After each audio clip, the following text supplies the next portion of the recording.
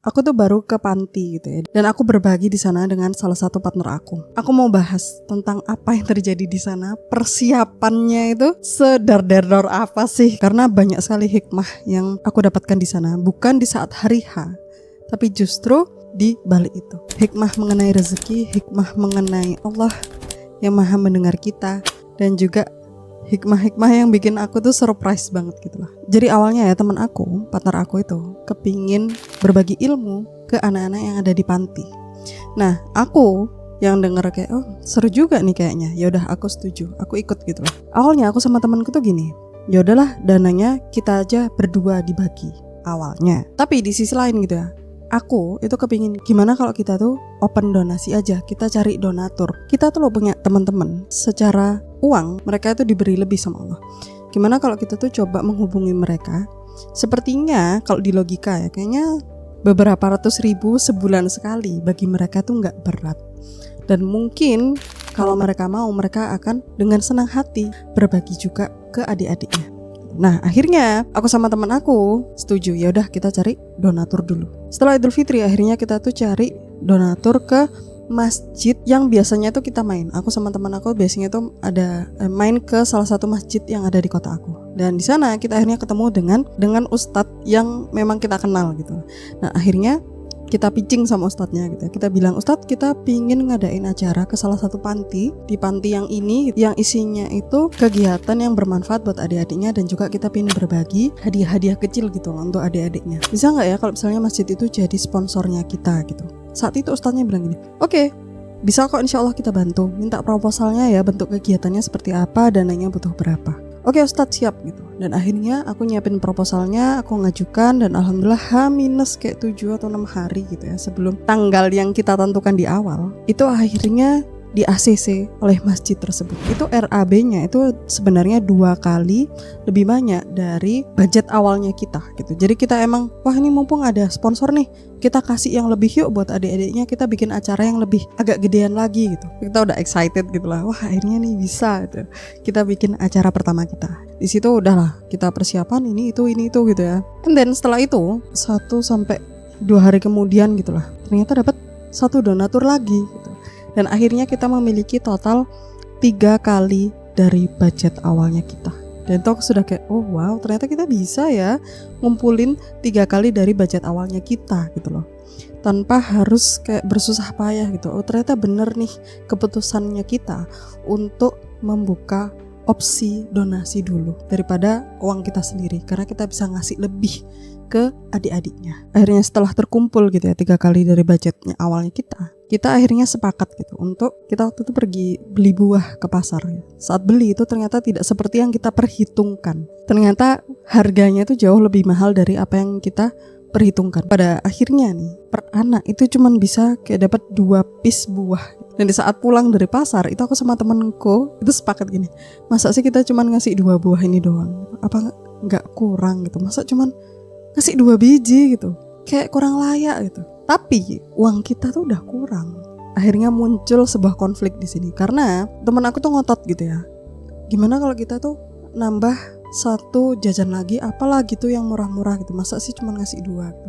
Di sisi lain, aku juga sepakat. Ya masa sih kita cuma ngasih 2 biji ini doang, tapi uang kita kurang. Kalau aku bilangnya adalah, ya udah kita bisanya ini, ya sudah nggak apa-apa ini dulu. Kita melakukan kesalahan, ya sudah nggak usah maksa. Dan akhirnya di situ mulailah terjadi kayak dia ngotot, aku juga ngotot, kita sama-sama anaknya itu keras kepala gitu loh.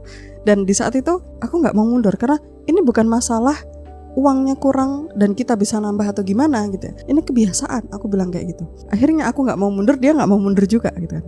Dan disitulah mulai ada konflik-konflik itu. Tapi pada akhirnya sebelum aku pulang, aku tuh sepakat akhirnya dengan dia. Untuk kali ini kita memang melakukan kesalahan. Kalau misalnya kamu mau nambah sebanyak ini, ya sudah nggak apa-apa. Kita tanggung bareng-bareng. Kayaknya 1 jam setelah kejadian itu, setelah konfliknya kita itu, ada 1 WA gitu ya, dari teman aku.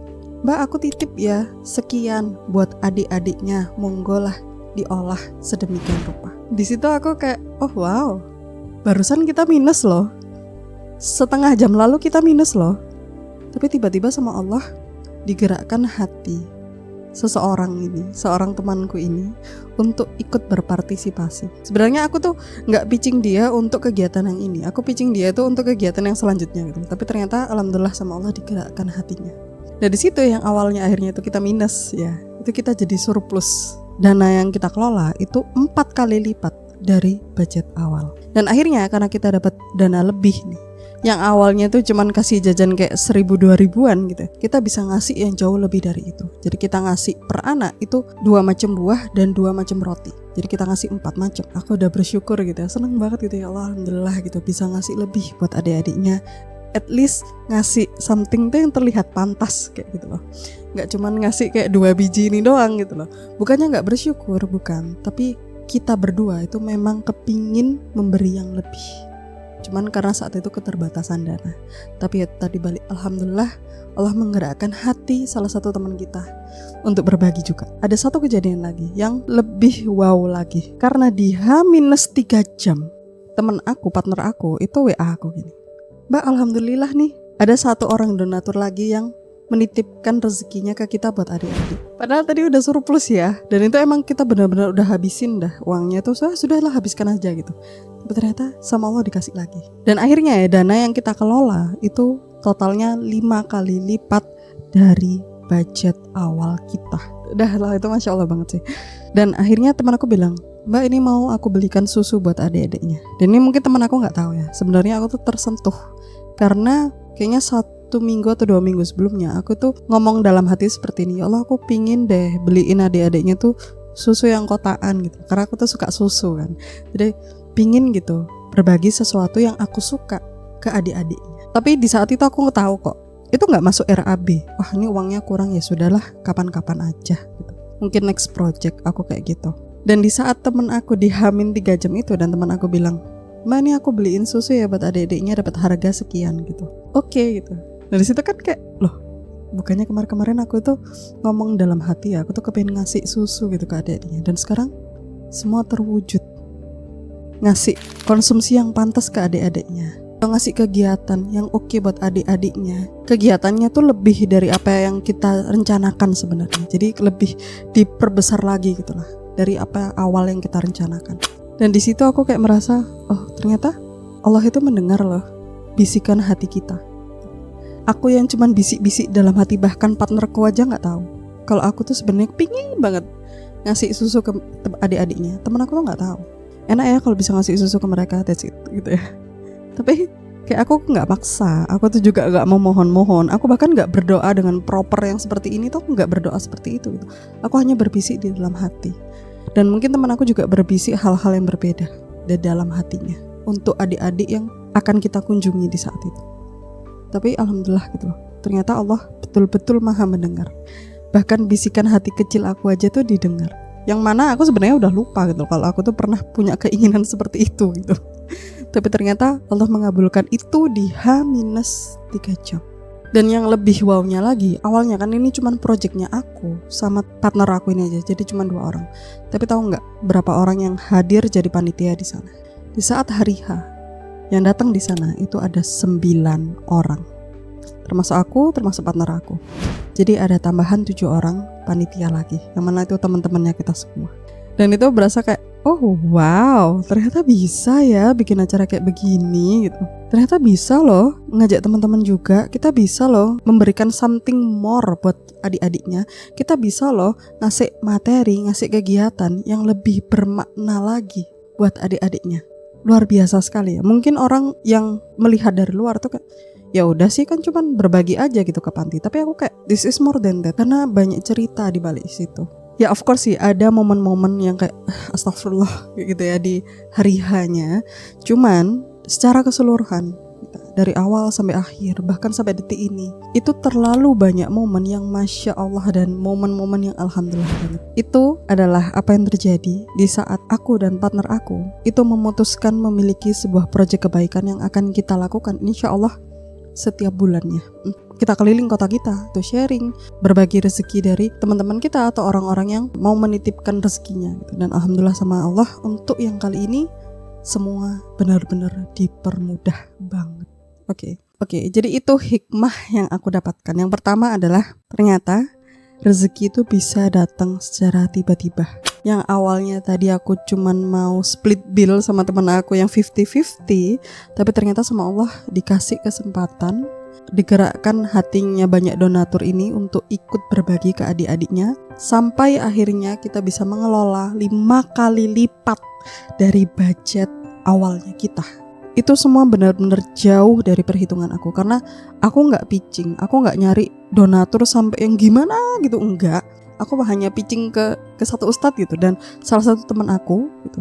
And that's it, itu aja. Kalau bukan Allah yang menggerakkan hatinya mereka, ya ini gak akan terwujud, dan gak akan mungkin bagi aku sama teman aku itu mengelola sampai 5 kali lipat dari apa yang kita rencanakan di awal.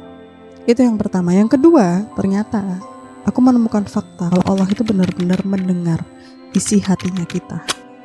Percakapan, keluhan-keluhan kita, tangis kita di malam hari sebelum kita tidur, tangisan kita, rengekan kita di atas sajadah di malam hari yang hanya kita tahu.